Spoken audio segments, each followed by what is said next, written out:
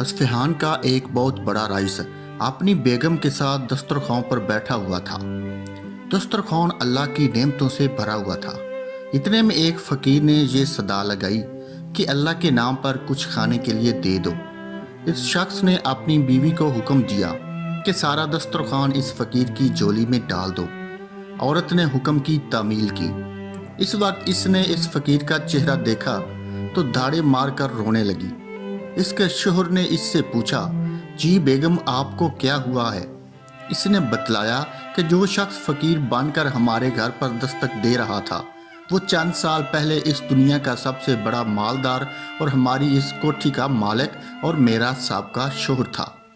चंद साल पहले की बात है कि हम दोनों दस्तरखान पर ऐसे ही बैठकर खाना खा रहे थे जैसा कि आज खाना खा रहे थे।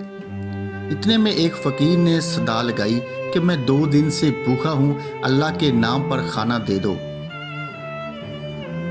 यह शख्स दस्तरखान से उठा और इस फ़कीर की इस कदर पटाई की कि इसे लहूलुहान कर दिया। न जाने इस फ़कीर ने क्या बद्दुआ दी कि इसके हालात ख़राब हो गए, कारोबार ठप हो गया और वो शख्स फ़कीर कलाश हो गया। इसने मुझे भी तलाक दे दी। इसके चंद साल गुजरने के बाद मैं आपकी ज़ौजियत में आ गई।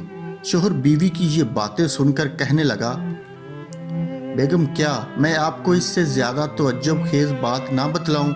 इसने कहा, ज़रूर बताएं। कहने लगा, जिस फ़कीर की आपके साबक शोहर ने पटाई की थी वो कोई दूसरा नहीं बल्कि मैं ही था। गर्दिश ज़माना का एक अजीब नज़ारा ये था कि अल्लाह ताला ने इस बदमस्त मालदार की हर चीज़, माल, कोठी, हत्ता कि बीवी भी छीन कर इस शख्स को दे दिया जो फ़कीर बनकर इसके घर पर आया था।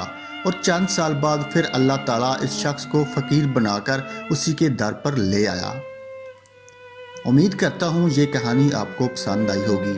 अगर कहानी अच्छी लगी है तो वीडियो को लाइक कर दें और दोस्तों के साथ शेयर ज़रूर करें। मज़ीद अच्छी कहानियों के लिए YouTube चैनल को लाजमी सब्सक्राइब कर लें और साथ लगी बेल को भी ज़रूर दबा दें।